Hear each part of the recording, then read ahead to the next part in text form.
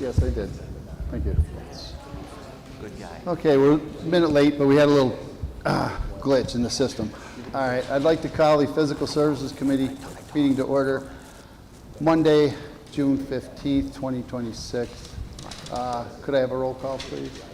Councilor Meyer, Here. Councilor Plunkett, Here. Councilor Ashline, Excused. Excused. Councilor Kennedy. Here.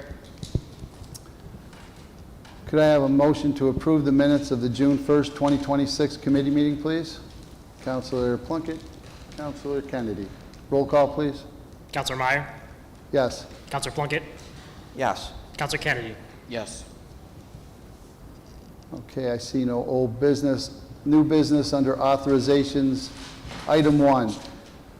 The Zoning and Planning Office received a request for use of public space from Ms. Courtney Doucette, owner of a single-family dwelling located at 57 West Van Buren Street, in order to install a 4-foot-high fence. Jeff. Good evening. So Ms. Doucette is looking to do a 4-foot-high chain link fence. And just before we came in here, I noticed that on what would be the west side of that, it's drawn on here to go right up to the crosswalk coming into the house next door.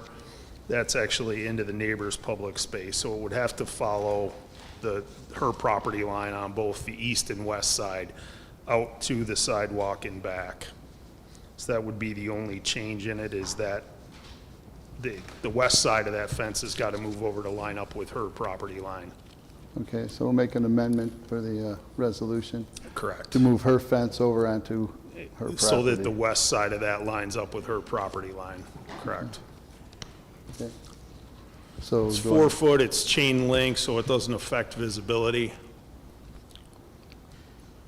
And it's not all the way to the road, it's just to No, the sidewalk? to the inside of the sidewalk. Okay. To the inside of the sidewalk. Any questions, concerns? Councilor Thompson? So are any concerns about snow removal? There is a parking pad in front of her property that goes from the sidewalk to the road that they use. I've never, in the past, seen them snow load inside the sidewalk, so I don't foresee an issue with that. I've never seen them bring the snow inside the sidewalk. Thanks. Any other questions, comments? So what we need to do is amend the original resolution to bring the fence over to her property line. Could I have a motion to amend, please? Councilor Plunkett, Councilor Kennedy. Roll call, please. Councilor Meyer, Yes. Councilor Plunkett, Yes. Councilor Kennedy. Yes. Okay, now we need a motion to, do we need another motion to amend the, yes, to put the amendment through? Councilor Plunkett, Councilor Kennedy, roll call, please. Councilor Meyer, Yes. Councilor Plunkett, Yes. Councilor Kennedy. Yes. Item 2, the Zoning and Planning Office received a request for use of public space from Ms.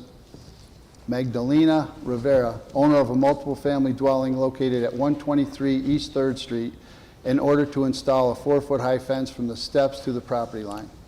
Jeff? So similar type thing, coming out from the house in public space, if you look at her property where the green line is her property line. She technically owns right up to the neighbor's driveway, but in being a good neighbor, she's gonna move it a couple of feet in off the driveway to allow them to open the doors. And she is looking to go with a 4-foot solid fence. So we've asked her to stop it at the front of the stairs, not to come all the way out to the sidewalk, as to not block the view, to make sure there's no issues with pedestrians or vehicle traffic. So it's just coming out from her property line, heading towards the sidewalk, but stopping flush with the front of the stairs. Okay. Any comments, questions? Could I have a motion, please? Councilor Plunkett, Councilor Kennedy, roll call, please. Councilor Meyer, Yes. Councilor Plunkett, Yes. Councilor Kennedy. Yes. Item 3, the Zoning and Planning Office received a request from Michelle Wade, representing the Dragon Boat Club. Oh, I'm sorry. That resolution has been withdrawn. I'm sorry about that. Item 4, Zoning and Planning Office received a request for use of public space from Brittany's Way LLC, leasing a commercial property located at 75 to 79 East Bridge Street in order to install an awning, place an A-frame sign and planters between the sidewalk and property line. Yeah. So if anybody's familiar with this property, it's the 1850 house. Warren Shaw is now the current owner of this property. A few years back, he did a lot of work on that property, on both the commercial space and the residential space.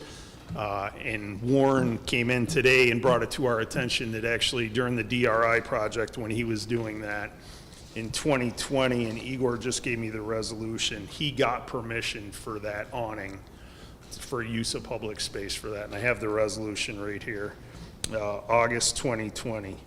That was done, so we should probably amend this resolution to just include the planters and the A-frame sign. And just for anybody's knowledge, Brittany's opening a restaurant in there. She's actually the daughter of Sherry's Diner that was formerly between Water Street and First Street there on Bridge Street. They're reopening over there with the name Brittany. Brittany's going to be running it. So as you see the rendition there, it's a nice dress up of that area with the flowers, signage, the awning, the lighting. Now, the sign will come in, you said, every night, correct? Correct. The A-frame signs have to come in every night, the sandwich board type signs. And the planters, will they be on the Planters. sidewalk side of the fence, or? The planters will be right up against the building. They'll stay out there. Okay. There's still more than enough egress through there. That sidewalk's quite wide there. Probably have 3 times what they need for egress after the flower planters. Okay. Any questions, comments? Counselor Kennedy? The awning, I guess, do you know if that's like retractable or, I don't know. that It is the right not. word? It's not retractable. Okay, just curious. It's like similar ones that are downtown that have an aluminum frame on it, and then the canvas is put right over the top of it. All right, thank you. Any other questions? So we'll need a motion to amend to exclude the awning and go with the Correct, and planters I and the have a sign. copy of this resolution. It was Resolution 247 of 2020, and it was done on August 24th of 2020. So could I have a motion to amend the resolution? Counselor Plunkett, Counselor Kennedy, roll call, please. Counselor Meyer, Yes. Counselor Plunkett, Yes. Counselor Kennedy, Yes. Okay, I need a motion to bring the resolution through as amended. Counselor Plunkett, Counselor Kennedy, roll call, please. Counselor Meyer, Yes. Counselor Plunkett, Yes. Counselor Kennedy, Yes. Item 5, Craig Rebior, Commissioner of Public Works and Parks and Recreation, received a request for use of public space in various city locations from the Oswego Bookmobile during the summer for their annual literacy program. Is there anyone here to speak on that? Any comments, questions? I have one. Craig, when I looked at the resolution, I only saw east side areas. I didn't see anything on the west side. Are they going to stop on the west? I mean, they usually do. But when I read the resolution, it was all east side areas that they were going to stop at. That would be a question for the bookmobile folks who are not here to speak. Oh, okay. I was going to get hold of them, but I didn't have any numbers, so okay. All right. That was my only question, was there? Oh, John. 2 things. I want to first acknowledge the continued value of the bookmobile in the community and what it does for summertime reading literacy for young people. And second, I want to acknowledge that the bookmobile was facilitated into the community by Counselor Myers' help in acquiring the first bookmobile 12 years ago, driving to Cincinnati, Ohio, and driving the original bookmobile home, and as a volunteer, as a school bus driver. So I think that your legacy and history in supporting the bookmobile, that doesn't preclude you from moving forward with the resolution. But I want to acknowledge your efforts in that start of that program in the community, and thank you. Thank you. And you also, for handling the I know. financial end of it, so we both had something to do with that I know original because bookmobile. I was there with them as we acquired the bookmobile, representing the YMCA, the original sponsor of the bookmobile. It was quite a trip. Okay, so we don't have... As Commissioner of Public Works, Parks and Recreation, I support this. I would encourage the council to pass this as written. We'll reach out to the bookmobile folks and see if it needs to be amended, and we could do a rescind and replace in the future. Yeah, I if know they needed. usually stop at like the warehouse and stuff like that on the west side. I just didn't happen to see any west side locations, and I was... but- I might have. Oh, go right ahead, Counselor Lautensack. I know in the past, they've done Layton because the summer school is there, but summer school is at Riley this year due to their renovations at the high school and at Layton. So that might be part of the reason that it's, you see more on the east side. Yeah, that's possible. There's also potential for work at Kingsford this year as well, this summer, so maybe that's why. But I'll check with them. Yeah. And Like if we I need said, they to, if we usually need to bring stop it at back, we will. They usually stop at the warehouse. I've seen them there before, Yeah. but, okay. Could I please have a motion? Counselor Plunkett, Counselor Kennedy, roll call, please. Counselor Meyer, Yes. Counselor Plunkett, Yes. Counselor Kennedy, Yes. Item 6, the Office of Economic Development received a request for use of public space from Catholic Charities to host a violence prevention event on Friday, August 7th, 2026, from 11 a.m. to 3 p.m. Is there anyone here that would like to speak on that? I can. Oh, okay. Counselor Kennedy. Thanks. So this event is, like I said, put on by Catholic Charities. They are going to do like rock painting down at the marina and, sorry, I have to look at it again. Suicide prevention will be doing an activity, and they're also going to be feeding people hot dogs and stuff that's going to be for free. So it's all open to the community, and like I said, just rock painting and things like that. So I think it's a good event for the community at large. Okay. Kevin Caracoli, I have a question. We readjusted the resolutions for fee waivers. So in the resolution, it says denied or granted. Right. So if we read the resolution as granted, would that be okay instead of doing each waiver?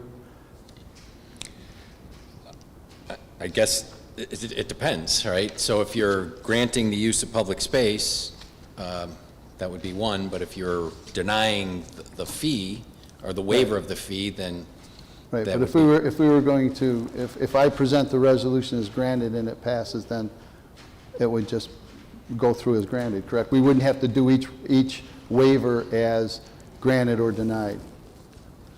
Again, usually you formulate resolutions in the affirmative, so if there is some aspect of these particular resolutions that you're denying, such as a fee waiver request, I would just make sure that it's spelled out clearly when you're making the motion. Okay, other than that, we're just going to understand that it's going to be granted. Correct. Okay, excellent. If I could, Sure, John, go ahead. so the discussion of waiving for granting should be in the course of the discussion of the resolution. And then the resolution is brought forward as a result of the discussion on, as if, how do you propose? Yeah, that drill would be? That would be my recommendation, that the committee makes the recommendation to the full council, right? So if you have your discussion and you're agreeing to grant use of public space for some project, event, whatever, and you agree to waive the fees, then that should be clearly set out. Then in the packet for the council meeting, and I'll work with the clerk's office on that, there should be no ambiguity. This should be either, denied or granted, right? But for our purposes, we just thought it was best if we had the choice spelled out in the proposed resolution Okay, to help you all. okay. So, Okay, great. is that it? In this resolution, there are Two fee waiver requests. One is $100 for a pavilion waiver, and the other is for, I'm not sure if it's trash can. I didn't, when I read the resolution, it wasn't really stated that they needed a fee waiver for that. So I was kind of curious on that.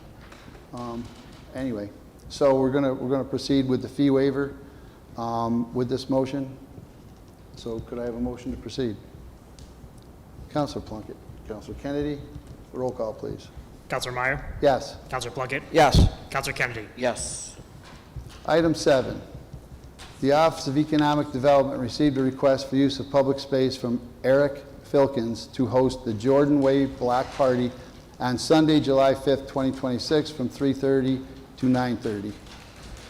Sir? How are we doing this evening?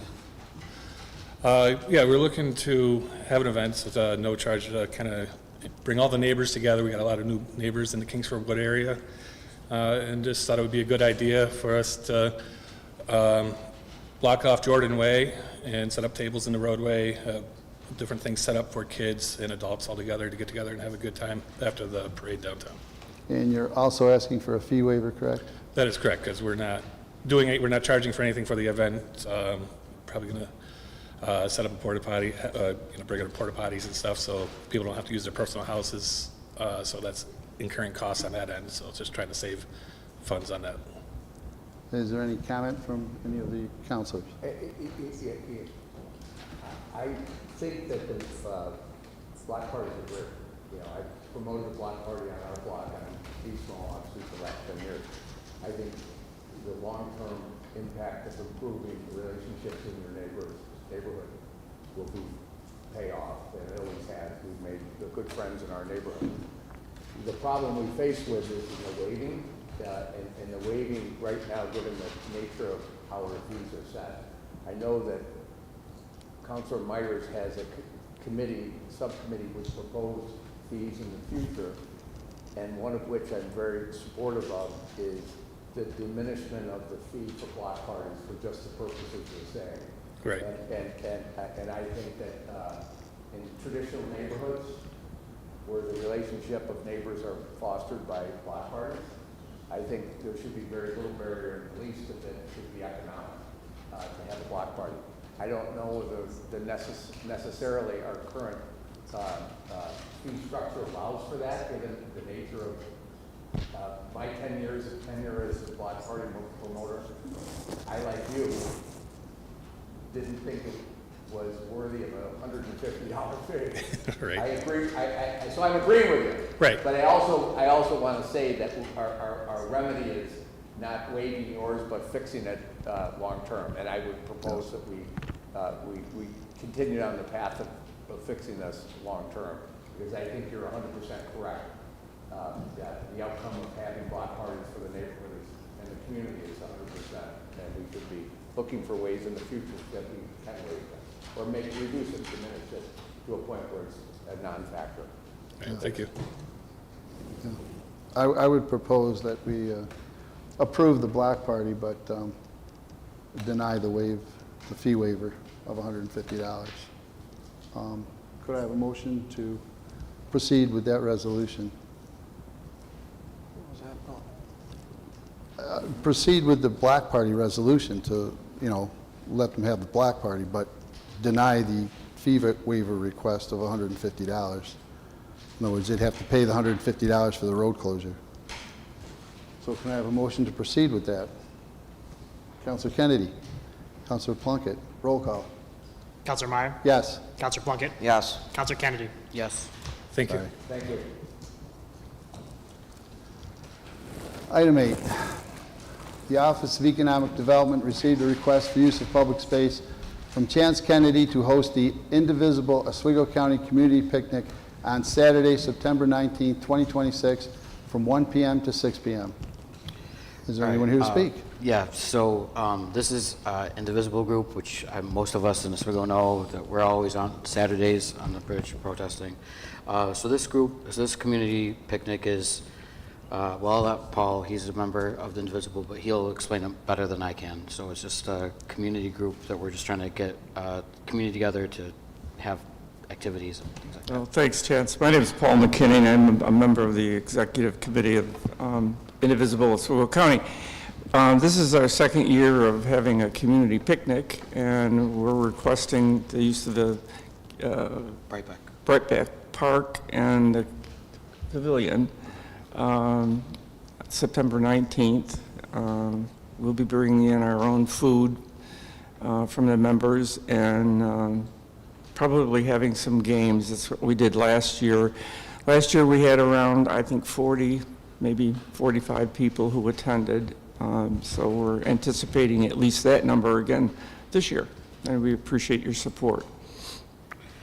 I did talk to Councilor Meyer about this, so we want to make an amendment to withdraw the fee waiver request.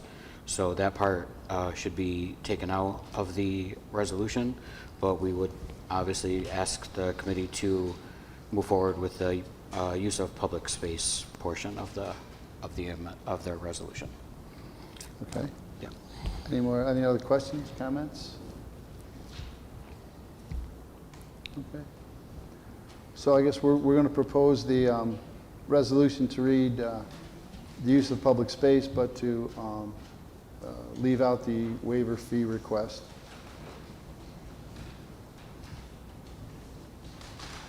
Thank you. Okay. So, could I have a motion? Councilor Plunkett and Councilor Meyer. We only got, going to be kind of tough. We only got 4 on the committee, and Under the council rules, the council president is Okay. at large and can Excellent. participate and vote. So Okay. I would suggest that Excellent. Fitzgibbons participate. Excellent. Okay, great. Okay, could I have a roll call, please? Counselor Meyer, Yes. Counselor Plunkett, Yes. Counselor Kennedy, Abstain. Counselor Fitzgibbons. Yes. Thank you. Thank you Kevin. very much. Item 9, the Office of Economic Development received a request for use of public space from Christy Salvador to host the Hooter Crew Breast Cancer Walk on Sunday, October 4th, 2026, from 10:30 a.m. to 3 p.m. And there's people here to talk about that. I got nominated. Good evening. I'm Allison Griffin. I am one of the co-founders of our area nonprofit Hooter Crew. And what we do is we are dedicated to supporting individuals locally in our community and in our county to individuals who are undergoing treatment for breast cancer. Since 2020, we have been working hard to ensure that no one faces breast cancer alone. We provide peer support, connect individuals with local resources, help increase access to mammograms, and offer financial assistance to local residents navigating the challenges of treatment. Breast cancer continues to affect far too many families. If we look around, if there's 8 women in this room, 1 in 8 will be diagnosed with breast cancer. It's a horrifying statistic. Through our work, we've seen firsthand the emotional, physical, and financial impact that a diagnosis can have on individuals and their loved ones. Our annual Hooter Crew Walk has become much more than a fundraiser. It's a day of hope, a day of support, and celebration that brings together survivors, fighters, caregivers, and advocates from across New York State. Participants travel from as far away as Ballston Spa throughout the central New York area to share their stories, celebrate victories, and support those currently in the fight. One of our most inspiring participants is Richard Loud, a marathon runner who found our page on Facebook. He came last year and announced that he is 1 in 755 men who have been diagnosed with breast cancer. Not a very big statistic, but the form of breast cancer that men find is very aggressive. Richard courageously shared his story and his journey, and he continues to do so by expressing and emphasizing that self-exams and early detection are truly what saved his life. Men too need to speak openly about their health. So today, we respectfully request permission to use Brightbeck Park on October 4th for our annual Hooter Crew Walk, our largest fundraiser awareness event of the year. We are partnered with St. Agatha Foundation, so all of our funds go together with St. Agatha so that we're able to, for lack of better words, we're able to vet how the money is spent. We have that support, and we know that it's not going to another state. It stays right here in Oswego County. Should somebody be going through this fight and they need money for rent, we've paid their rent. Somebody needs to send their daughter to soccer camp, sure, no problem. That's what we do, because those are the expenses that we don't look at when someone is going through something as challenging as this. So I do have, one of our pride in the events is we have a human pink ribbon that forms before the walk. We are recognized through the Oswego County Healthy Miles as well, through the Rural Health Network. And the human pink ribbon is really kind of neat. It's kind of simple, if you will. We take a garden hose and tell everybody to take a spot on the garden hose, but we get an aerial view through a drone of the pink ribbon. This was last year. I'd be happy to share these copies. So, with that, here's a few more as well. Those are just cards. We also have cards that I have from last year as well that really show the support and what we do. It truly is a day of family and celebration. Oh, thank you. So I hope this visual gives you some idea of the people that come together and truly celebrate and support our cause. Thank Well, you. I personally understand the importance of early detection, as my wife was detected very early and definitely saved her. So it's a very worthy cause. Wonderful, wonderful. So, and she Please will share be with her. there. She will be Follow there. our Facebook group. It's got a large following. It's pretty simple. It's Hooter Crew. Little funny story behind that. Two of our friends, Christy's not here, but Christy and Paula are both survivors. And this started in 2020 when Paula was diagnosed. And what does a friend do? We don't know. So we rallied and came up with a fun name and did a little walk for Susan G. Komen. And as it grew, I was like, well, this is crazy. We need to keep it local. We put a lot of work into this all year long. So this isn't just some fun ways to wear pink pants and have a little party. We truly have a lot of passion and put a lot of work into this. So we've Thank built you. many partnerships, including Oswego Health. Councilor Kennedy. Yes. And I imagine you choose October because it's Breast Cancer Awareness Month? Is Yes. that correct? Right. Yes. Yeah, that's what I figured. Yep. But, yeah. Yep. And, being that it's the first Sunday in October, we're able to continue sharing what we do all month long. So if folks miss, if they miss the big walk, but they want to be part of something, we do other little odds and ends throughout the month, so. Excellent. Any other comments, questions? Okay, this motion also came with a fee waiver of $100 for the pavilion and a $400 fee waiver for the trash removal. And I would like to send it through with those waivers accepted. Could I have a motion, please? Councilor Plunkett, Councilor Kennedy, roll call, please. Counselor Meyer? Yes. Counselor Kennedy? Or sorry, Counselor Plunkett? Yes. Counselor Kennedy? Yes. Thank you. Thank you very much. Please join us. She'll be there. Okay, great. Item 10, the Office of Economic Development received a request for use of public space from Farnham Family Services to host the Voices of Recovery, a community music festival on Saturday, September 19th, 2026, from 11 a.m. to 10 p.m. Is there anyone here? You got the floor. My name is Aaron Stark, and I am the admitting clinician at Farnham Family Services, and just recently am on the Farnham Foundation's Board of Directors. So this Farnham's inaugural Community Recovery Music Festival it's a free community-based music festival held during National Recovery Month, which is September, and has been observed as National Recovery Month since 1989.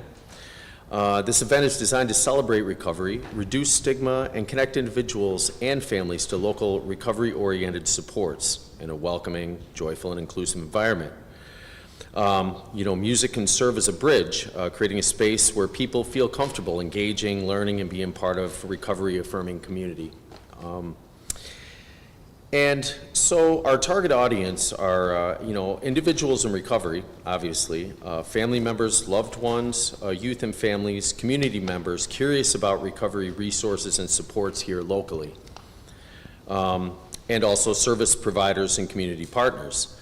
So for the past few months, there's been a poster on our Farnham social media that has 3 QR codes. The one QR code is for anyone who would be interested in speaking, and the other is for tabling, which I think we have all our tabling pretty much ready to go. And the people that would be doing the tabling are all the local helping agencies in and around Oswego. There's Friends of Recovery Oswego County, Catholic Charities, Oswego County Opportunities, and what used to be Oswego Industries, which is called Mosaic now. So we have a lot of those that they're very eager to be able to table and just let the community know what's available, because I think there's a lot happening that people aren't aware of. Some of our core values and principles with this, it's family friendly, so it's all ages. There will be some, things for kids. We don't have all those particular details ironed out yet, but like face painting, balloons, other things for the children. So we're welcoming all ages, family structures, because I'm sure many of you know substance use doesn't discriminate. This is a substance-free event, so there'll be no alcohol or any substances anywhere in or around the event itself. And how we control that is we would have greeters on either end coming into the veteran stage park area that will, greet you with a flyer that has a list of the day's events, what bands are playing, when the speakers are happening, and you'll get a yellow bracelet. Now, it's yellow because that is the cover, or the color, National Recovery color is yellow. And with that, you'll be allowed, we're going to provide pizza and water. It's going to be a lot of pizza, but there'll be free pizza and free water. There will also be a few vendors, I think one of which is a coffee vendor. Again, I don't have all the particulars. But yeah, this is a free and open to the public event.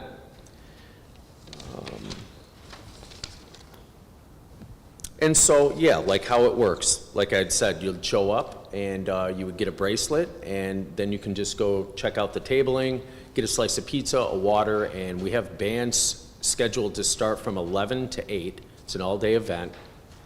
And there's everything, from acoustic, country to classic rock bands. And there'll be speakers in between each band set. So really our desired outcome is to increase visibility of recovery as possible and present in the community right now, stronger collaboration among local recovery and family-serving organizations, which we know, all helps reduce stigma through, positive recovery representation.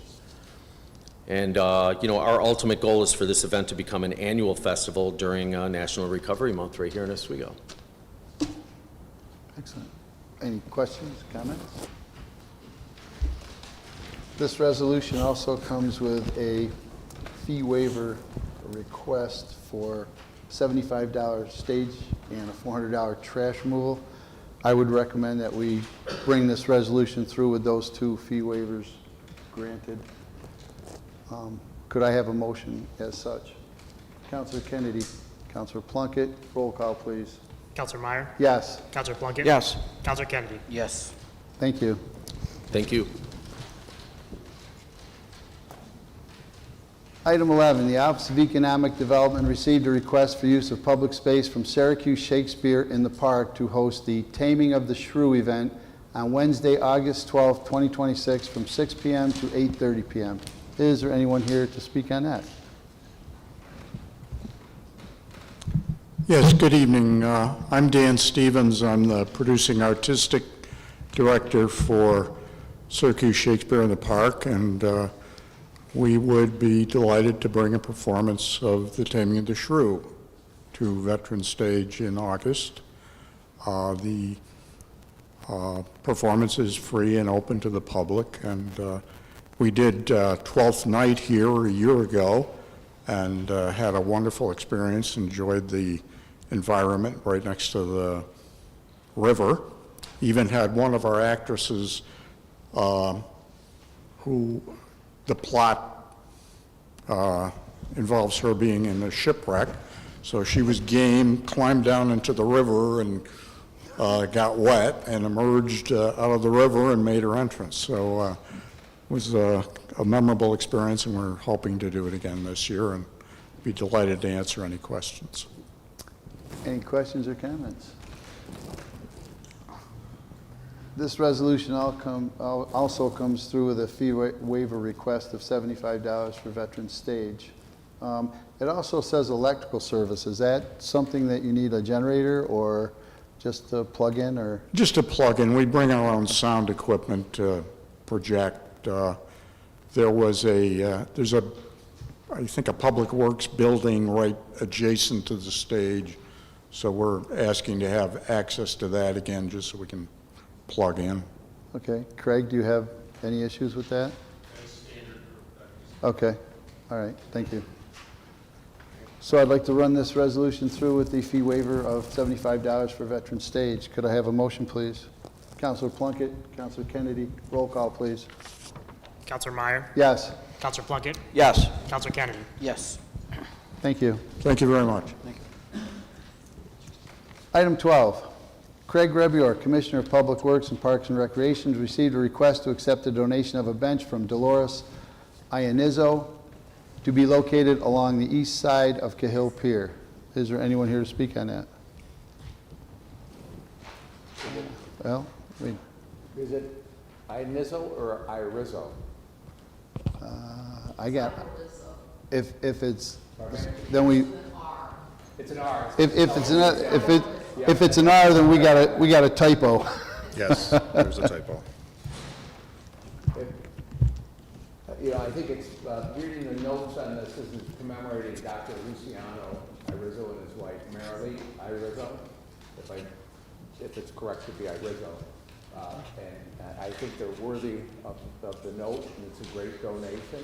I think Dr. Irizzo might have even spent some time as a city clerk here. You can check the record. So I think his public service, he was an esteemed professor at the college, so I would support it. Yes, I recall this request. It is Ira Rizzo, not, Okay. it's a All typo. right, okay. So we'll have to amend the resolution to get the correct spelling. So can I have a motion to amend the resolution? Councilor Plunkett, Councilor Kennedy, roll call, please. Counselor Meyer? Yes. Counselor Plunkett? Yes. Counselor Kennedy? Yes. Now, could I have a motion to accept the bench as amended? Councilor Plunkett, Councilor Kennedy, roll call. Counselor Meyer? Yes. Counselor Plunkett? Yes. Counselor Kennedy? Yes. Okay, Councilor, let's see, item 13. Craig Rebior, Commissioner of Public Works and Parks and Recreation, received a request to accept the donation of a bench from Kathy Matat to be located in Veterans Park.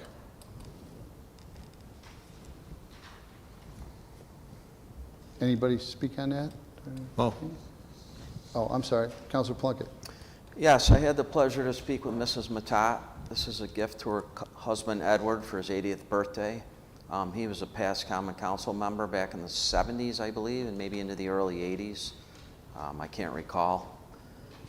He's also an esteemed member of the community and an ex-administrator of the Oswego City School District. Excellent. happy birthday, Mr. Matat. Correct. Yeah, that must be, that must be As with Ed. the, as with the previous as with the previous item, we always welcome the park benches donations. They certainly help maintain the parks as some of the older benches deteriorate. It's nice to have these donations to replace those. So it's always well accepted, well received. Counselor, I just want to add that I'm reading the notes here. It's a surprise, so don't tell anyone. yes. Yeah, don't watch YouTube. Turn off the TV. Okay, could I have a motion to accept, please? Counselor Kennedy, Counselor Plunkett, roll call, please. Counselor Meyer? Yes. Counselor Plunkett? Yes. Counselor Kennedy? Yes. Item 14, Chairman William Meyer requests discussion regarding the West First Street project. I wanted to bring this up because I've gotten, and I wanted to see if the other councilors have gotten the same feedback I have from constituents asking questions about what's going on with what the West First Street project was and how it got to the point where it is and why it looks like it does. I had a meeting this morning with our city engineer and our assistant city engineer, and we talked about different aspects of the project and how it got to be where it is today. So I was just looking for some comments and some discussion about it from other councilors to see if we had anything that we needed to bring more to the public. Why we had to repair before we finished, and things like that. It was a good conversation this morning, and maybe in the future we could get Liz and Wes here to discuss, what went on. Councilor Thompson. So I drove on it today, actually, and it drives like patchwork, and it looks like a patch job, unfortunately. I'd like to know what the plan is going forward in order to address that, because we paid almost $9 million for this road. For it to be looking like that, that's not acceptable in my book. Okay. Councilor Fitzgibbons. On the same page, I don't think any of us, when we assume the position on the council, we're experts at heavy and highway construction, and certainly we don't want to pretend to, but we all have driven throughout the community and we know what we see. Does not seem as though it's a completed, and I know that there's yet to be done items, but what we see is a byproduct of something that, from a funder's point of view, our job is, from governance is to pay bills and pay bills with the trust of the community. And if we're asked to trust that $9 million project of what we see and not ask questions, we're not doing our job. And every kitchen table is going to say the same thing. Why did we not ask these questions? Now, it's one thing to say that the timeline will have additional work done, but what I see done, and what we all see done, has us have to ask questions. So I don't know what format that query is going to happen in, but we would be negligent if we didn't have some process to which that goes on. Yeah, I think my biggest, the biggest point that I wanted to make was in February when we had, I believe it was CNS or whatever it is here, and we asked about the manholes. I mean, if we had an engineering firm designing this road, how did the manholes get to be 4 inches below the road surface to start with? Why did we have to fix these issues? Why weren't they incorporated in the initial plan instead of going ahead, dig them up, patch them, and now we've got issues with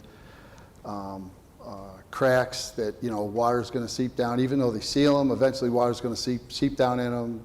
And with our winters, it's going to freeze. Plows are going to hit them, tear up roads. And my concern is, who's going to be responsible for the repair if that does happen? And that's my biggest concern, because it wasn't a constant pour of the asphalt. Like if you look at the work we did between Ellen Street and Burden Drive, that was a constant pour, it's smooth. And you look at West First Street, now you're all patched up. Issues with the water line, why weren't, and we were told that they weren't, the clamps weren't put in properly and tightened properly. Again, that's not our fault. So, I mean, it seems to all fall back on the contractor, and what responsibility are they gonna take for issues down the road? I guess that would be my question. Councilor Fitzgibbons. I don't know what format this would take, and maybe that's the question we would ask of the mayor and the city attorney, whether it's a subcommittee of the council or it's an ad hoc process that we put forward to start the process of asking these questions. And we're not going to, what I think our job is to we approve funding and the payment of bills. Did we get what we were supposed to get? And is the quality of work going to be there for the course of the next at least 10 years? Because when we accept granting, as I understand it, we can't re-grant or accept additional funds for the next 10 years for the repair of that road. We've had that in other situations where we have had work done and it has not lasted the cycle of 10 years. We can't put it back into a cycle for repair for no sooner than 10 years. So I would encourage us to have some format identified. Doesn't have to be tonight, but I think from emanating from your committee, if you could put this process forward that would be appropriate, I would participate in that, or if it comes through the council president, that'd be fine as well. But I think it's something that if we don't, every kitchen table in Oswego is going to say, why didn't we?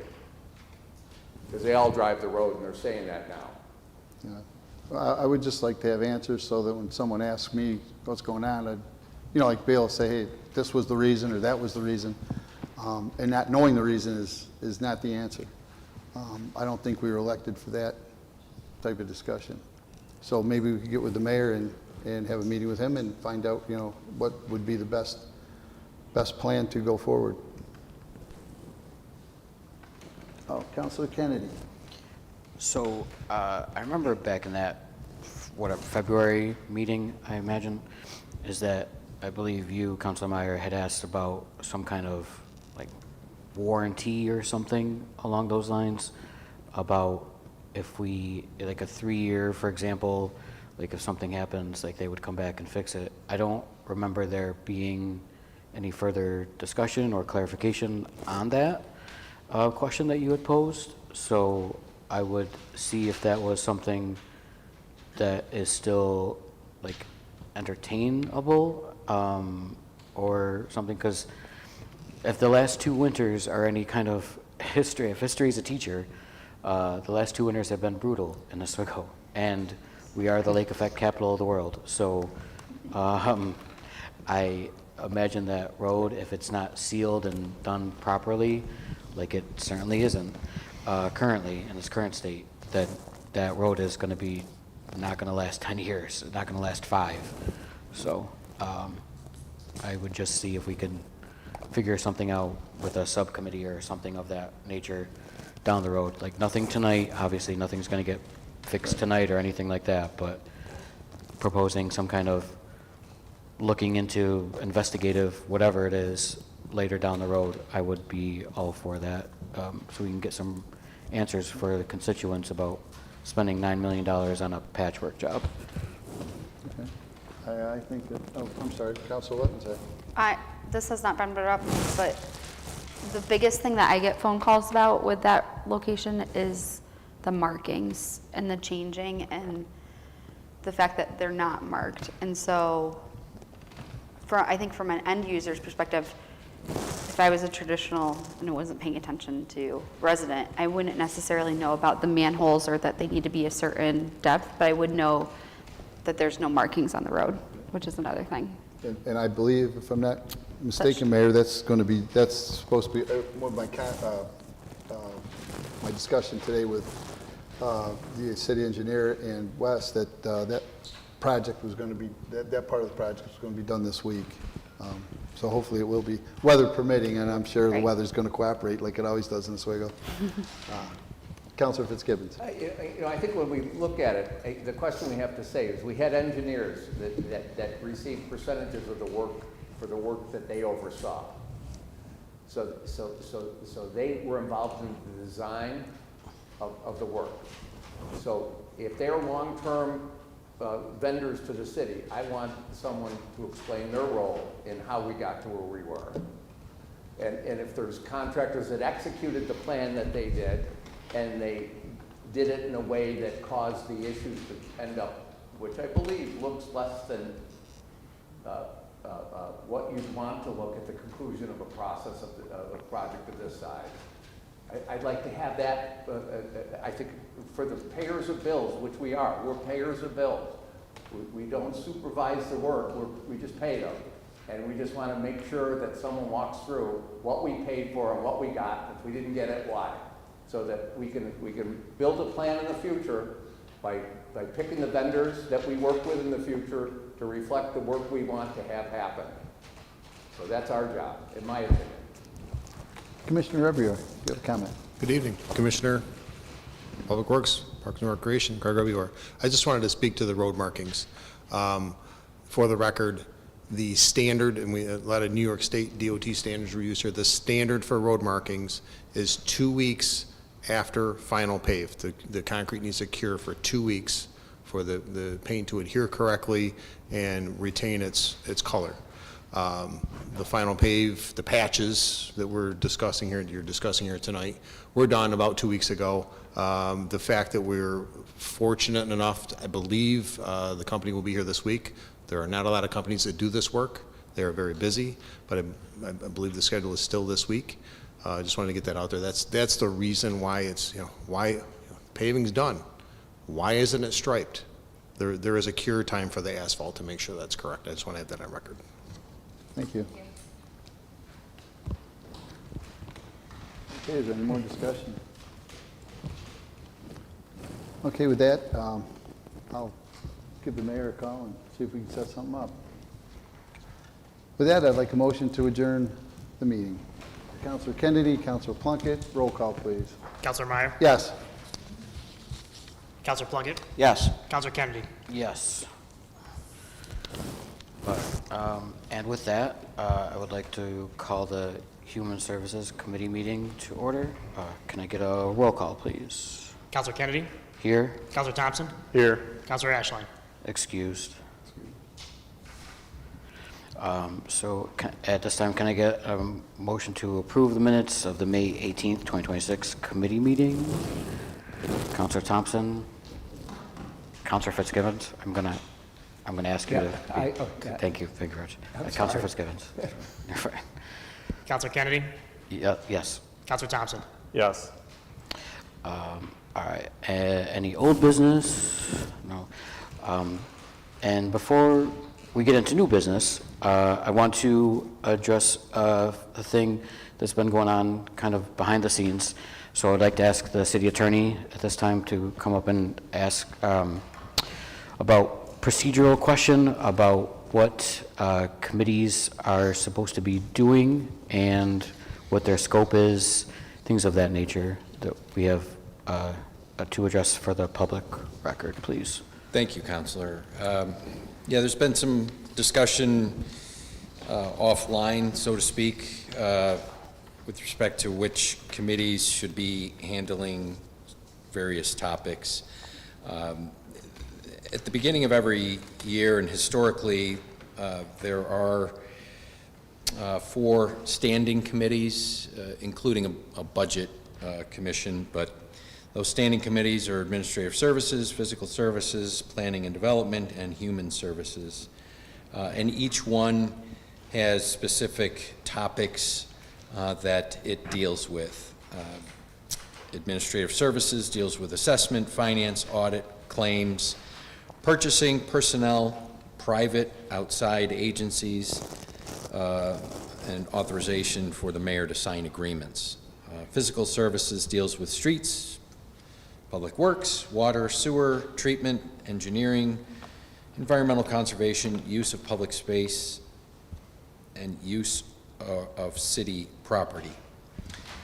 Planning and Development deals with tourism, planning, zoning, federal grants, community development, central business district, capital projects, waterfront development, museum development, codes, and local laws.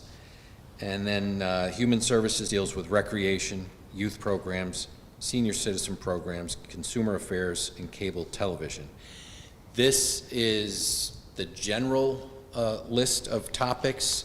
I would dare say it's not an exhaustive list, and case in point, the topics that we're discussing tonight. So where do you put a discussion about Pride Month and community resources for the LGBTQIA+ community? There's other discussion related to a change to the charter to make it more consistent and clarifying, particularly as it relates to the use of pronouns.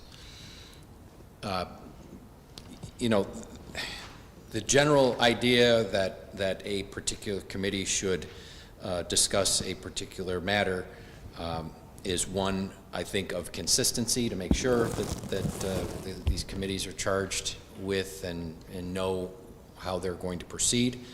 When we're faced with certain topics that don't fit in a perfect box, we're left in this situation to wonder.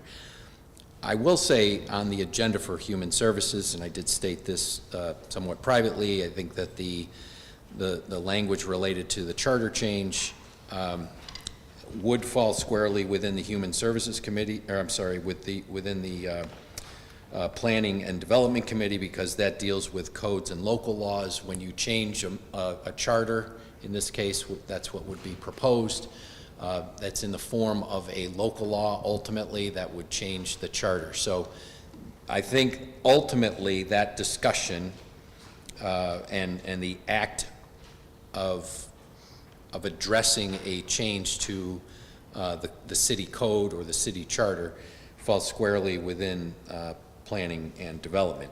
Doesn't discount the fact that we're talking about it or it's a topic worthy of discussion, but for consistency, I would certainly recommend that committee be charged with taking that up ultimately, if that is to be considered.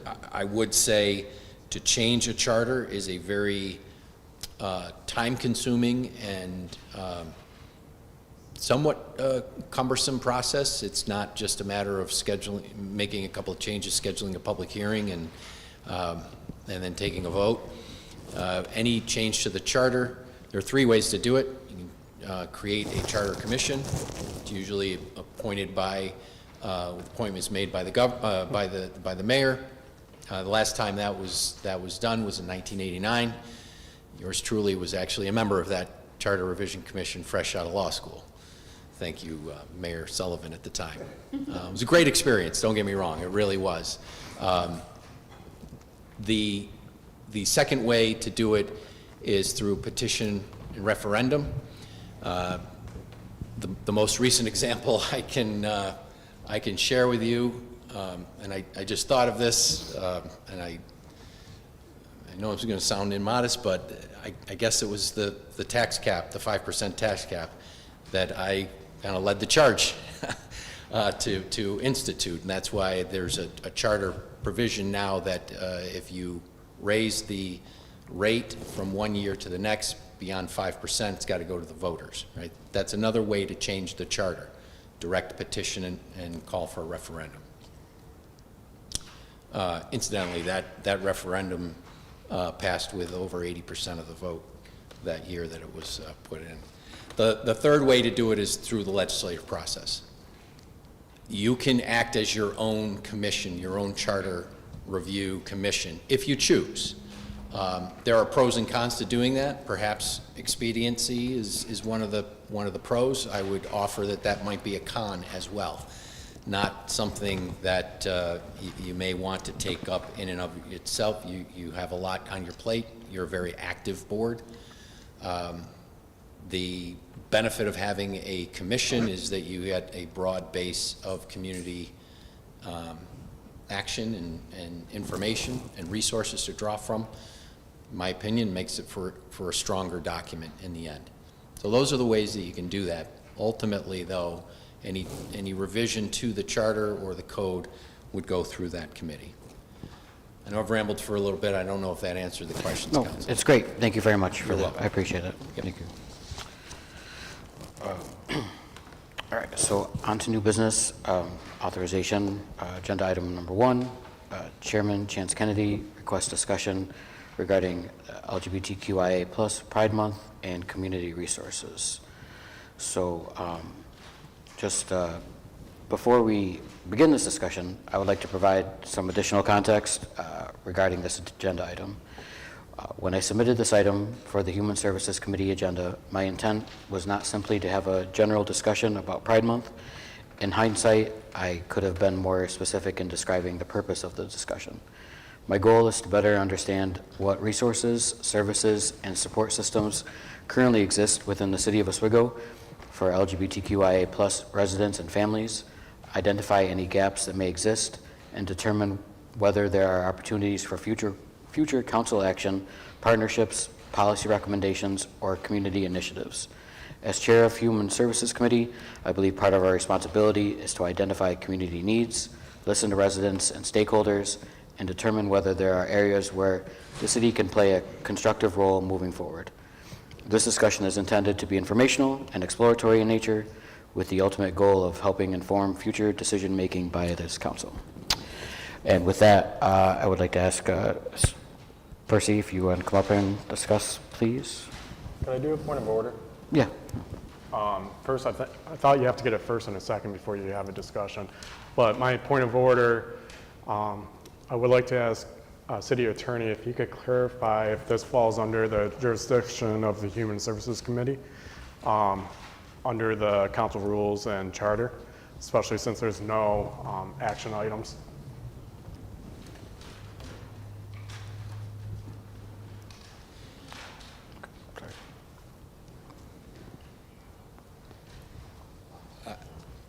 Again, I think I started touching on the purpose of committees. I do believe that the charter and the duties and responsibilities of the Common Council are action-based as opposed to information-based. You're generally taking an action, or when you, again, historically, when there's a proposal to discuss a topic, it typically follows that an action would be taken. There are other venues and ways to convey information for information purposes only. I guess this council needs to ask itself if it's proper to be a public information resource in and of itself within the context and confines of a committee meeting. I guess it's my opinion that the powers and responsibilities of the council, I mean, as enumerated in the charter, don't allow for a whole lot of just information-based meetings. So, it's your time. You can choose how to spend it. I'm just concerned with consistency. Make sure that what we're doing, for one, you open the door for others. I guess I would like to see, ultimately, you have a discussion that it leads to some action. What are you taking? What are you funding? What are you authorizing, right? I haven't seen that, and Councilor Kennedy, admitted that he wanted to have this topic, but I just don't know from how it's presented what the end result is. So I'm just hesitant to opine on whether or not this is proper for this particular committee or not. Some of the information I'm sure is relevant for any child that is questioning their sexual identity, for instance. Knowing that there's a community out there that supports that child, they can look up and see a rainbow flag. That sends a powerful message. You did that. You authorized the use of that space. And the mayor took the initiative and hung that flag, but ultimately we all have authorized that. I guess I'm, it's the question back to the council, what action is being proposed as a result of this discussion that I can say, yeah, that's proper before Human Services or Planning and Development or Administrative or whichever committee it falls under. So my intent, and I possibly had worded the initial agenda item incorrectly, so again, I take responsibility for that. But my understanding, and anybody, please correct me if I'm wrong, but in March, when we did the homelessness discussion, and in May, when we talked about mental health, it was following the same format about getting information out to the public to talk about resources that are available in the community, to talk about things that the city offers or the county offers, things like that, that are here for vulnerable populations in our community. That's what was my intent on putting agenda item 1 on the agenda, was to discuss these resources that are available for, again, for vulnerable populations in our community. The item was worded probably incorrectly, and again, that's my fault, and I apologize for wording that the way that I did, but that is the intent behind this discussion tonight.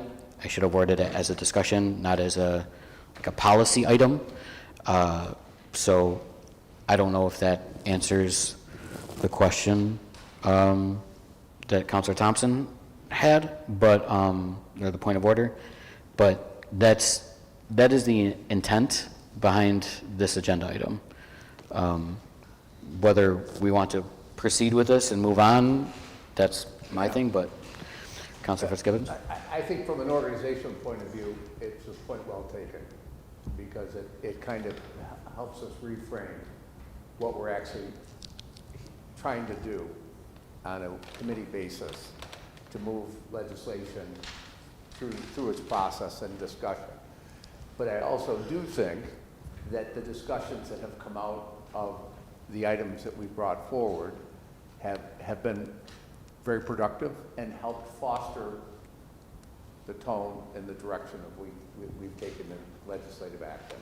So I do think I appreciate the observation of the council committee meetings to be moving towards a resolution and something legislative. But I also appreciate that the format that has allowed for a bit of air to form in the discussion of topics.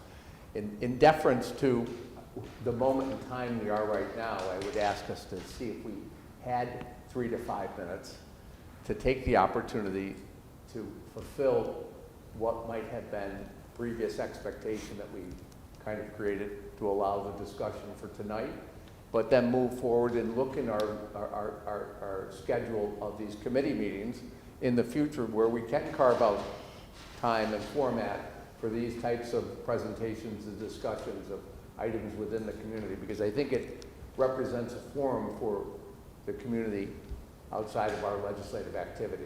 So if there was a acquiescence to allow for us to proceed with whatever presentation that we had for the discussion for tonight, with a recognition that here forward, it would be something we would not necessarily be looking to do in the same format in the future, without legislative action that's associated with the discussion. That would be my suggestion. Councilor Thompson. I do question a lot of the topics that we've discussed, even though they're important topics. I debate whether they fall under the purview of the Human Services Committee. We do have public session during the council meetings, so if we're talking about 3 to 5 minutes, I think that would be appropriate forum for a public to speak on the topic.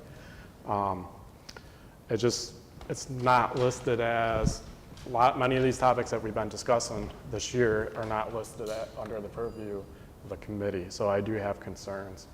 And there's not like clear action coming out of it. So those are my area of concerns, not the topics themselves, just that it's not under the purview.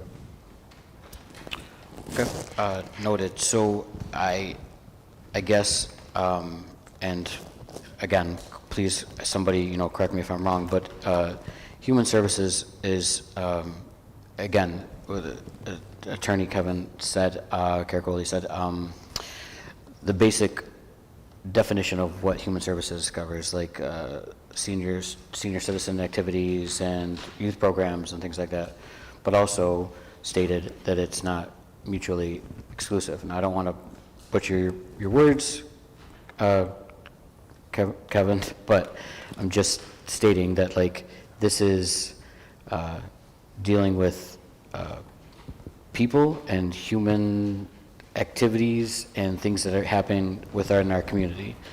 So this is why in March, when I brought forward the homelessness discussion, I would like to remind people that the Human Services Committee hadn't met 17 years previously to that meeting. So reviving a dead committee should, I would hope, grant me a little bit of grace with trying to get this committee back on the ground to where it should be discussing things that are affecting our community at large. There isn't always going to be senior citizen activity that we need to bring to light or have a legislation about, but I'm bringing these issues and these discussions and these topics forward for the public good. So there's not a legislative issue per se, or something that I'm trying to get on in the city charter or a policy or something. It's to better inform our community about potential resources that people might have that are not in the best mind space. So I apologize if I'm grandstanding here or whatever, but this is this topic and all the topics that I've brought up to this point are important for not only me but the community at large. And we all don't live in ivory towers, so I'm just making sure that people understand that not everything is rainbows and butterflies in the city, that there are real issues that happen to real people. And yeah, so this is why I brought it up. So, Councilor Meyer. I understand what Kevin said about, the committees, but this is a committee meeting. This is the only time that the council has a chance to sit down and discuss issues. I think all our discussions have been beneficial in one way or another. It also, we were elected to serve the community as well as represent the city. With our meetings being televised and we discuss things in the open, it gives our constituents a chance to understand what we're trying to do, and it gives them a chance to give us feedback as to whether they like it or they don't like it. If we're doing everything behind closed doors, then, the people in the city of Oswego don't understand what we're trying to do. And so I think discussion and at this format is beneficial not only to us, but to the community. And again, it gives them an opportunity to give us feedback as to whether or not, they feel that we should be doing this or we shouldn't be. That's my comment on it. So that being said, can I get a motion to start with this first agenda item? Sorry, now I gotta get back in here. To request discussion regarding the LGBTQI plus Pride Month and community resources. Can I get a motion for that? Oh, I'll move that. Councilor Fitzgibbons, Councilor Kennedy? Councilor Kennedy? Yes. Councilor Thompson? No. I'm a no. What? I'm sorry, how did you vote? What's that? How did you vote? Sorry. No. No, okay, all right. Okay, so we'll move on to agenda item 2. Chairman Chance Kennedy requests review of city charter language for consistency and clarity. And so regarding this agenda item, I also want to briefly explain why it was placed before the Human Services Committee. The discussion originated from concerns related to inclusive language, gender-neutral terminology, and how residents may perceive references within the city charter, because those concerns relate to inclusion, representation, and accessibility of government language. I believed it was appropriate for an initial discussion within Human Services. That said, I understand and appreciate the feedback that any formal charter revision process would more appropriately fall within the purview of planning and development, and ultimately the Common Council as a whole. My intent tonight is not to propose immediate amendments to the charter. Rather, it is to begin a conversation about whether there are areas of the charter that may warrant further review. As has been discussed, any actual charter revision would require a much larger process involving legal review, public input, and ultimately voter approval through referendum. Given that reality, I view tonight's discussion as exploratory and informational rather than a proposal for immediate legislative action. So this also was, when I'm looking at reviewing the charter, there's a lot of language, for example, like... Point of order. Okay. I would like to table this and move this to the next committee meeting and put it under planning and development. As a member of that committee, I think it's more appropriate. I'm not against the discussion. I think it's a valid discussion. I just don't think it's under the right committee. Okay. Can I get so is that your motion to table, correct? Do we do motions, tables, and committees? If so, I will motion. Okay, so you want to, I have a question for Kevin. Should it be a motion if it's tabling under this committee, or how does that work to move it to a different committee?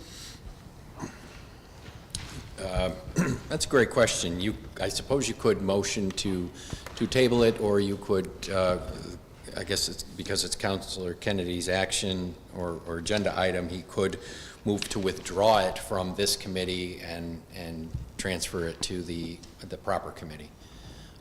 That's probably procedurally the better, cleaner way to do it. You're just withdrawing the agenda item altogether and asking Councilor Thompson and his committee to take it up at the next committee meeting. So do we need a first and a second for that, or could Chance, or Councilor Kennedy do it on his own? I think he can do it on his own to withdraw, I believe so. It's an action. So then I can withdraw the agenda item, and I will ask the chairman for the planning and development to add it to theirs for the next committee meeting. Thank you. Could I just note parenthetically, because we are, there is public watching that, and it's not to diminish the debate that's to come, but I do want the public to know that the current charter, which was drafted and adopted in 1977, so that for context, we need to think of that time frame.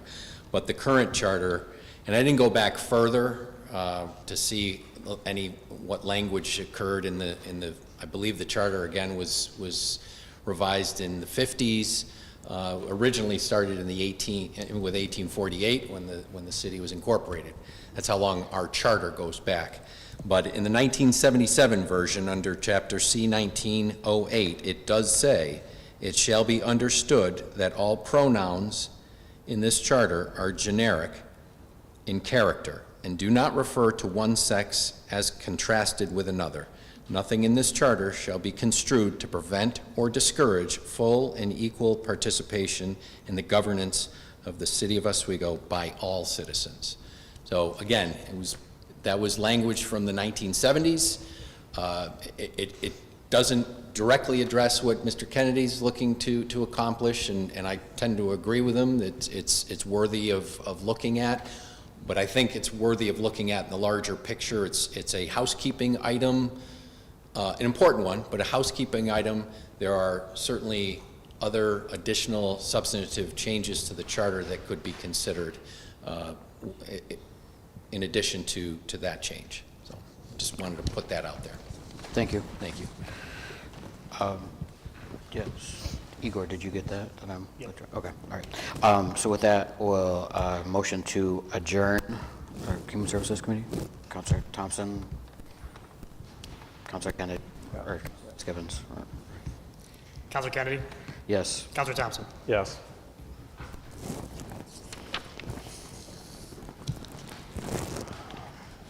At this time, I'd like to call to order the Administrative Services Committee. Clerk, please call the roll. Counselor Plunkett? Here. Counselor Meyer? Here. Counselor Fitzgibbons? Here. Counselor Lonsack? Here. Counselor Ashline? He's excused. Can I get a motion to approve the minutes of the June 1st, 2026 committee meeting, please? Counselor Lautensack, Counselor Meyer. Counselor Plunkett? Yes. Counselor Meyer? Yes. Counselor Fitzgibbons? Yep. Counselor Lonsack? Yes. Is there anything under old business?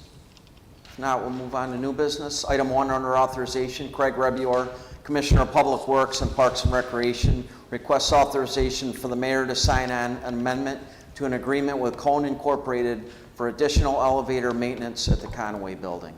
Mr. Commissioner? Good evening, Craig Rebuor, Commissioner of Public Works, Parks and Recreation. This is, as it states, an amendment to our contract with Cone Elevator for maintenance. This original contract predates me.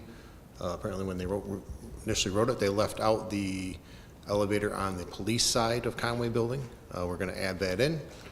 Simply stated, this contract does expire next year, and we'll be looking for bids for the vendor for the new contract going forward. We'll make sure we include the 3 elevators. Any questions or comments? Counselor Meyer? Craig, this includes like monthly maintenance, like the maintenance of the motors and all that stuff, all the moving parts of the elevator? Yes. Okay. Other questions or comments? Counselor Lautensack? Is this what we pay per elevator, basically? I would have to review the contract, but yes, Okay. I believe so, yes. I was just making Yeah. sure it was consistent. That's all. Any other questions? Now, can I get a motion, please? Counselor Lautensack, Counselor Meyer. Counselor Plunkett? Yes. Counselor Meyer? Yes. Counselor Fitzgibbons? Yep. Counselor Lonsack? Yes. Thank you, Commissioner. Item 2 under authorization. Approve the standard workday for appointed and elected officials. This is something we do every year with the council. This is just standard procedure. Any questions? Now, can I get a motion? Counselor Lautensack, Counselor Meyer.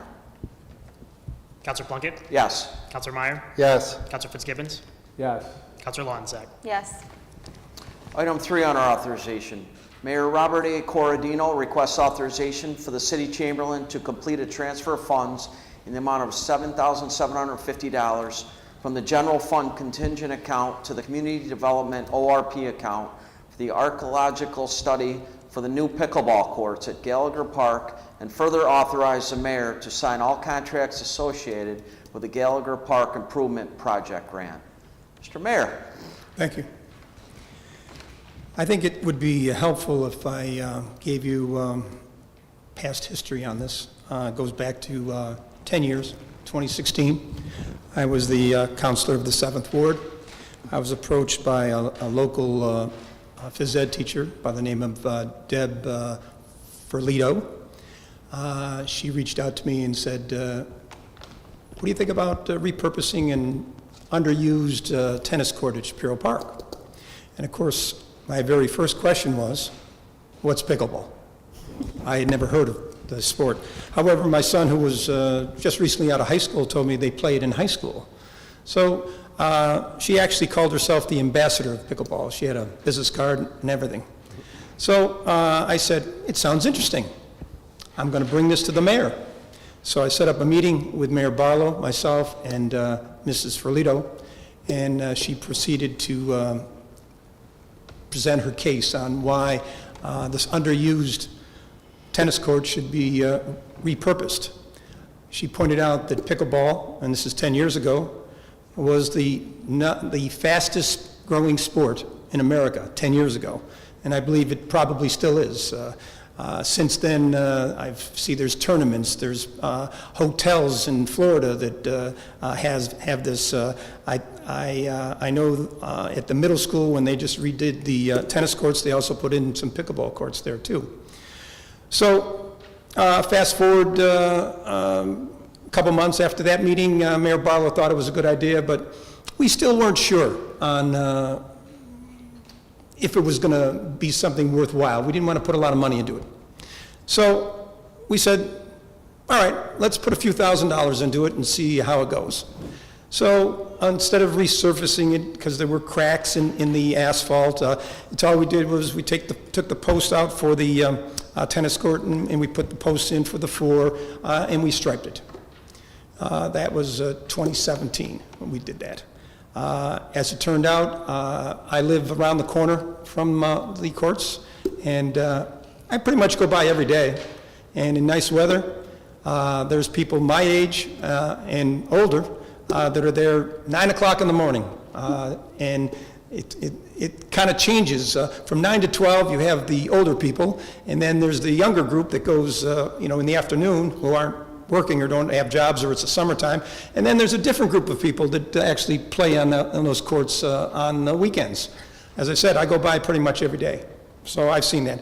I've also stopped there often. Before I became mayor, I stopped there often, and they would comment on how happy that they were that the courts were there, and also that, we really could use more courts. Also, they wanted a bathroom, and they wanted lights, and there was a couple other things. So fast forward another year or so, they got together, a bunch of them, and donated $750 to the city for the windscreen, which we take down during the wintertime. The DPW does that, so they paid for that. And then a year later, I think it was 2019, they came to me and said, the surface is really not great. We've been playing on it for 2 or 3 years. There's cracks. The DPW did a great job initially to fill those cracks, but they said it's not perfect. So we were able to find some additional funds when we did paving that year, and we did resurface it. Well, then the next year they came to me and said, it would be nice if we painted the court. So I again went to the Common Council and asked for some money, and with the help of all the pickleball people and myself, my wife was there as well. And I gave them a color chart. I picked up the paint over at Sherwin-Williams in my pickup truck. The truck was like this because there was so much paint in the back of the truck. We brought 9 or 10 5-gallon buckets, and the city paid for the paint, we paid for the rollers, and I had the pickleball, as I call them, Pickleball Nation, put in the labor. So we were there, we did it, started 9, 10 o'clock in the morning, we were done by early afternoon, and we painted it blue, and then the DPW came over and put the lines down. So now, that's the history of that, and as we can see, it really is popular. As I said, I go by there all the time, and it's busy during this weather. And when the weather is bad, in the wintertime or when it's raining, they also go and play at the YMCA. So there is a big group of people that are playing this sport. It reminds me of the 1970s when I was playing softball, and there was 125 teams, and we were all trying to play on 2 fields over the fort. The Common Council at that time and the mayor decided that we should expand and build Legends Complex in the early 80s. I think we're at a similar crossroads. We've got a lot of people, and the sport is played from you can be anywhere from 8 years old to 80 years old and play this sport. I don't know if any of you have actually watched it, but it's a small little area. There isn't a lot of movement needed. If you have bad knees, you can still play this game. So I'm giving you some history because we are now getting closer to what I think is going to be a very popular thing. Back in July of 2024, I commissioned the Community Development Office to apply for a grant from New York State Parks and Recs. We did a study, and I had Jeff Hinderleiter figure out what 4 courts would look like. And let me backtrack. Before that, for a year prior to that, I drove around the city looking for some green space that city owned. And it finally came to me, and I have to give Commissioner Rebuor credit, because I looked at a lot of different spots. Bunner Street was one of them. I remember looking at that field up there, but I was talking to the commissioner one day, and he says, what about that triangular piece of grass over at the fort, right near across the street from the Little League fields? And I thought it was perfect, because there's bathrooms over there, there's other facilities, there's a playground for kids, there's also baseball, so it really made sense to kind of create a recreation center. So I had, as mayor, I asked Hindeleiter, the city engineer at the time, to draw up some plans. He had orientation this way, and then we moved it this way, because there's some sewer grates, and we ended up figuring out to put 4 pickleball courts there with a parking lot and a bathroom. We put in a grant. The total cost was somewhere, I believe, $240,000 was the estimated cost. In July of 2024, we got a grant for $179,000. And of course, the difference could be some of the in-kind work that we could do. It won't be all monetary, but it could be some in-kind work prepping the site by the DPW. But the point is, we have $179,000. That was awarded to us in end of December 2024. Today, it's June of 2026, and this project, I couldn't believe how slow it's progressed, and it wasn't on us. It was other people that caused some delays. I will tell you, and the city attorney is here, he can testify to this, that there was a request by New York State Parks and Recs. They wanted proof that we own the land. And they were looking for a deed. And our city attorney did his due diligence to explain to them that in the 1800s, approximately, when we were given this by the state of New York, there wasn't a deed per se. It was a different term, but letters patent. And we submitted that with his letter of explanation, and they denied it. So we couldn't move very far with the project. We went back and forth several times, and finally, I don't know why, maybe because, I was starting to say prayers for this project, they finally agreed that, okay, we'll take the letter of patent. Okay, so we did that. And then they came back, okay, and then we're moving forward on the project. And then a short time later, they said, oh, we think we should do an archaeological study because it's in a historic area. We tried to explain, city engineer at the time, Hindeleiter, that there's a sewer grate and there's a sewer that runs right through that property. If you go over there, you'll see the manhole. It's not virgin soil, it's disturbed land. And we tried to explain to them that it's been disturbed. There's no archaeological benefit to doing this. You won't find anything in there. So we went back and forth, and they would not relent. So now we have to spend $17,750 for an archaeological study on ground that has already been dug up and disturbed. So that's why I wanted to explain all this to you, because I thought it was important to give you some history on how we got here and why it's taken so long. You were very interested in how the West First Street project got to where it was. I thought it was important to give you an idea that from the award of December of 2024 to June of 2026, this is why a $240,000 project hasn't even picked up a shovel of dirt. And I have to be honest, I am really frustrated about this. You would have thought it was a $6 million project with all the I's that you had to dot and the T's that you had to cross. But this is the last hurdle, I believe. Unless the archaeological study digs up bones of somebody famous, I think we're good to go on this. So that's the history of it. As far as the actual archaeological study, it's written here that it is $17,750. We have $10,000 in the budget. and so we're only asking for $7,000 and change. If you have specific questions about the company, the archaeological company, I've got Jeff McGann here. He did his due diligence. He went out and looked for 3 or 4 bids on this, and again, he can give you a better explanation of why this one was selected. But I'm open to any questions, at least from the historical standpoint, on pickleball in Oswego. Counselor Thompson. I'd like to echo the mayor that the pickleball courts are used just about every single day, even when it's sprinkling out. Only exception is when it's really, really windy, because you can't control the ball. So I could echo that. It's a popular sport. It's becoming big.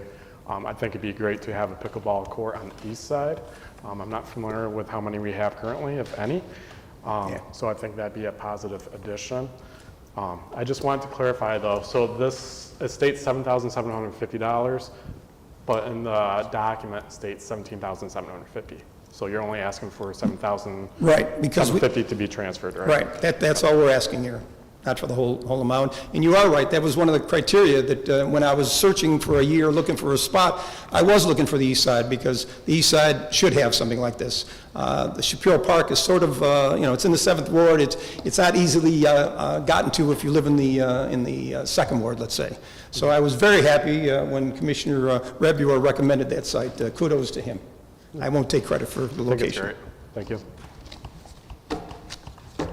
Councilor Fitzgibbons. So the cost of the project overall, that's all been set, and the only additional amount is the $7,000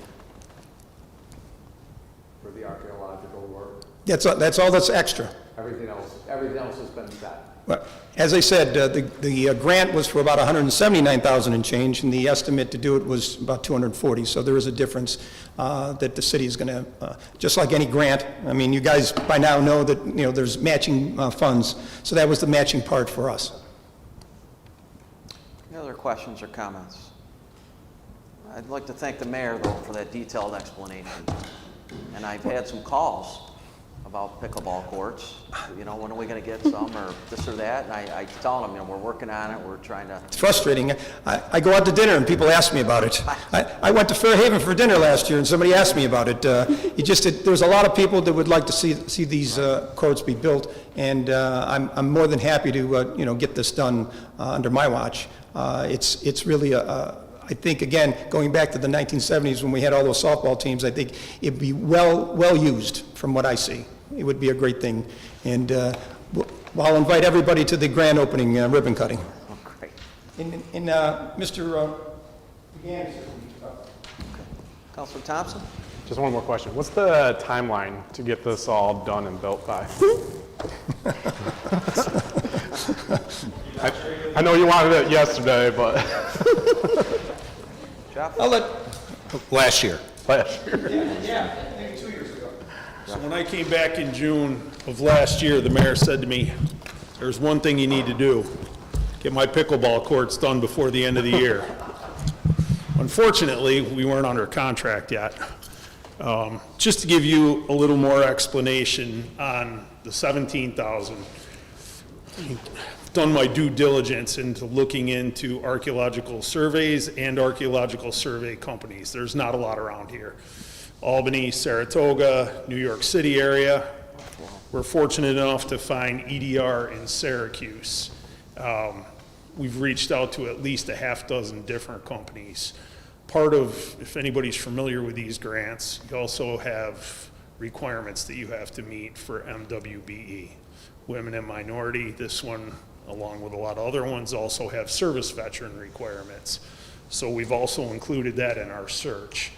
But it's very difficult. There was $10,000 in the budget, and I think that number had been drawn from Mr. Hinderleiter, which it's very difficult to estimate a number ahead of time on an archaeological survey because there's steps of what they can require. They can require a basic one, a more involved one, and so basically this one is a little more involved.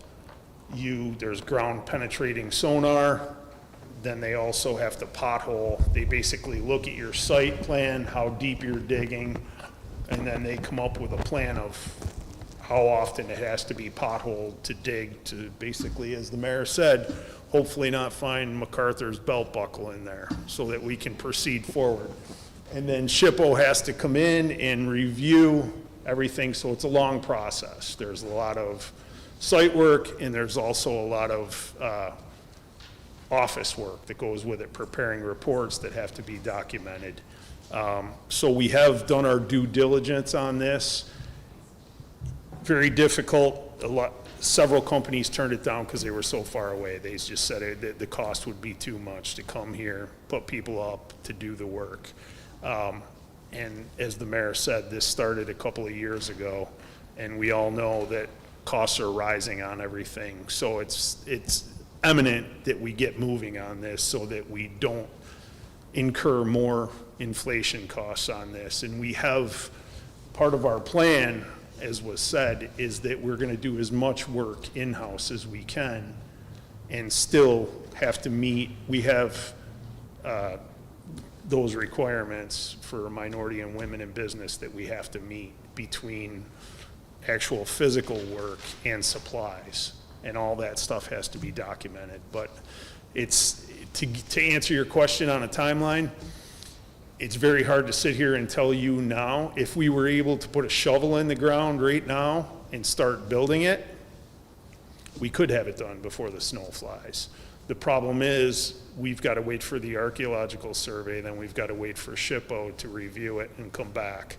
So if that takes them till the end of September, then can we get some site work done? But is it reasonable that we could finish it? It's really hard to say.